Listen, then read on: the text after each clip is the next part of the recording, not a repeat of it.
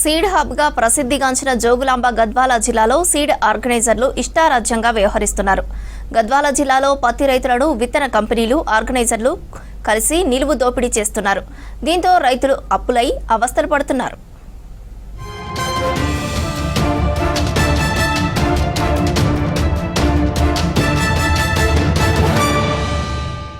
జోగులాంబ గద్వాల జిల్లాలో 30 ఏళ్లుగా సీడ్ పత్తి పండిస్తున్నారు రైతులు అప్పుల పాలై ఆస్తులు పోగొట్టుకుంటే పత్తి దందా చేస్తున్న కంపెనీ ఆర్గనైజర్లు కోట్లకు పడగలెత్తారు.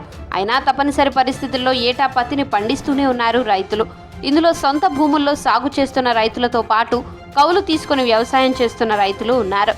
నష్టాలను భరిస్తూ అప్పులు మోస్తూ ఏటా ఎకరాకు ₹1,00,000 వరకు పెట్టుబడులు పెట్టి పంటలు పండిస్తున్నారు. ఇప్పుడు పెట్టుబడి పెట్టినాం, దానికి మందు సంచులు వేసినాం, ఎకరాకు 4-5 సంచుల మందు వేసినాము, 3-4 సార్లు మందు కొట్టినాము, 2-3 సార్లు కలుపు తీపించినాము, ట్రాక్టర్లు పెట్టినాము, బాడీలు పెట్టినాం. మాకు ఇప్పుడు పెరికేసుకో, నీకు 10,000 ఇస్తా, 5,000 ఇస్తా, నువ్వు పెరికేసుకుంటే 10,000కి 5,000కి ఏమొస్తుంది సార్? మాకు కనీసం దాదాపు ఇప్పటికే ₹1,00,000 మాకు ఖర్చు అయింది. ఒక ఎకరానికి ₹1,00,000 ఖర్చు వచ్చింది.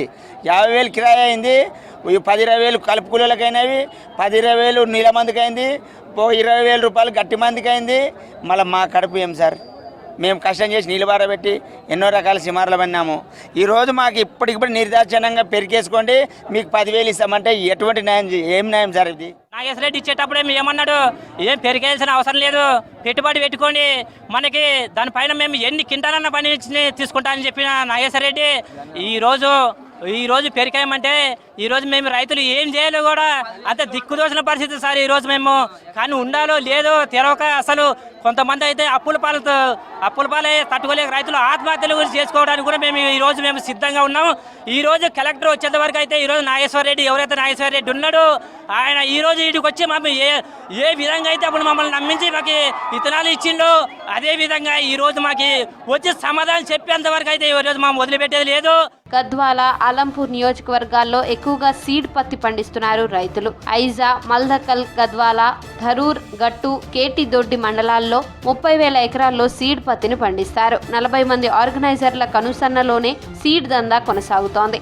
ఆర్గనైజర్లు రైతులకు విత్తనాలు ఇచ్చిన 50 రోజుల తరువాత కొత్త షరతు పెడుతున్నారు. ఎకరాకు 2 క్వింటాళ్ల చొప్పున సీలింగ్ విధిస్తున్నారు. లేదంటే పంటను తొలగించండి అని చెబుతున్నారు. దీంతో నడిగడ్డ రైతులు దిక్కుతోచని పరిస్థితుల్లో పడ్డారు. సీడ్ పెట్టినాము, 60 రోజులు అయింది, పూత వచ్చింది, పెరిగేసి 2 క్వింటాలే చూడు బాబు, ఎక్కువ తీసుకున్నాం మాట్లాడు.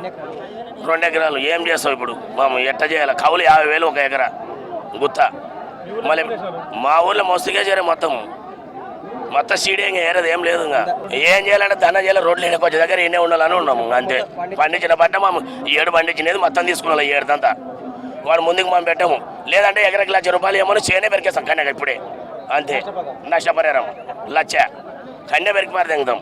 అది మా డిమాండ్. మొత్తం పైన 2 లక్షలు కవులు, పెట్టుబడి డ్రిప్ వేసుకోవడానికి ఒక 60-70 వేలు అయింది. దానికి పెట్టుబడి ఒక ₹1,00,000, మొత్తం పైన 3 లక్షలు దాటింది సార్. ఇప్పుడు పెరకేయమంటున్నారు. దానికి పెరికేస్తే నేను కౌలు రైతుని సార్. నాకు అసలు పొలమే లేదు అసలు. నాకు కౌలు చేసుకునే బతుకుతున్నా నేను. మళ్ళీ ఆ 3 లక్షలు పెట్టుబడి ఇంతకు ముందు చేసినప్పుడు కూడా ఒక 4-5 లక్షల అప్పు ఉంది. మొత్తం పైన 8 లక్షల అప్పు ఉంది సార్. ఇప్పుడు నేను కట్టుకోవాలా లేదంటే మన తల్లి పిల్లల మంద దాగిస్తావాలా ఇప్పుడు ఈ దెబ్బకి? ఆర్గనైజర్లు మేము ఇస్తాం రానండి, ముందసారి ఏమో లక్షలు ఇస్తాం రానని పిలిచినారు సార్. ఇప్పుడేమో మళ్ళీ ఎకరాకి 2 క్వింటాలు, కింటము 3 క్వింటాలు అని చెప్తున్నారు సార్. మళ్ళీ ఇప్పుడు ఇంత జరుగుతుంటే కూడా ఒక్క ఆర్గనైజర్ కూడా వస్తలేడు సార్ వీడికి. ఏం చచ్చిపోయినారా సార్ అందరు ఆర్గనైజర్లు? వచ్చి ఇన్ని దినాలు తినలేరా? కమిషన్లు తిన్నారు కదా, వచ్చి చెప్పవచ్చు కదా. గద్వాల జిల్లాలో విత్తన కంపెనీలు, ఆర్గనైజర్లు కలిసి కొత్త నాటకానికి తెరతీయడంతో సీడ్ పత్తి రైతులు నిలువు దోపిడీకి గురవుతున్నారు. పంట సాగు చేసిన 50 రోజుల తరువాత సీడ్కు సీలింగ్ విధిస్తూ షరతులు పెట్టడం వివాదాస్పదంగా మారుతోంది. విత్తనాలు తీసుకోబోమంటూ ఆర్గనైజర్లు షరతులు పెట్టడంపై పత్తి రైతులు ఆందోళన చెందుతున్నారు.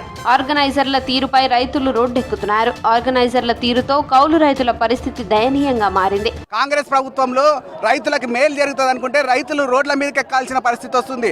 అంటే వాళ్ళదేమో ఊక కావాలని అడుగుతలే రైతులు. ఇక్కడ మేము పండించిన పంటని మొత్తం ఎంత ఖర్చు అయినా తీసుకొని మాకు ఇచ్చే పైసలు ఇవ్వండి అంటే ఈ రోజు వాళ్ళు నిబంధన పెట్టి 2 ఎకరాలు ఎకరాకి 2 క్వింటాలే తీసుకుంటాం, లేకుంటే సేన్లు పెరికేయండి అని చెప్పినందుకు ఈరోజు రైతులందరూ కడుపు కాలి ఈరోజు రోడ్డు ఎక్కడం జరిగింది.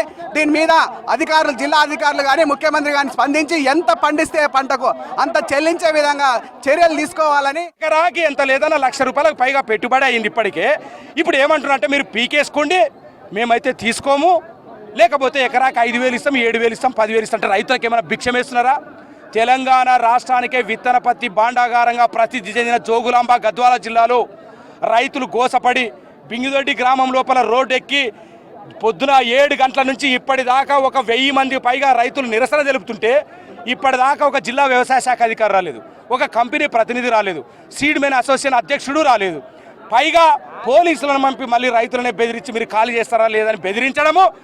ఏదైతే ఈరోజు రాష్ట్ర ప్రభుత్వం ప్రజాప్రభుత్వము, రైతు ప్రభుత్వం అని గొప్పగా చెప్పుకుంటుందో సిగ్గుచేటుగా కనిపిస్తా ఉన్నది.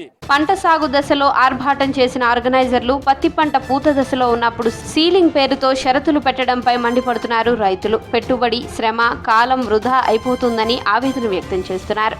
చివరికి అప్పులే మిగులుతున్నాయంటున్నారు.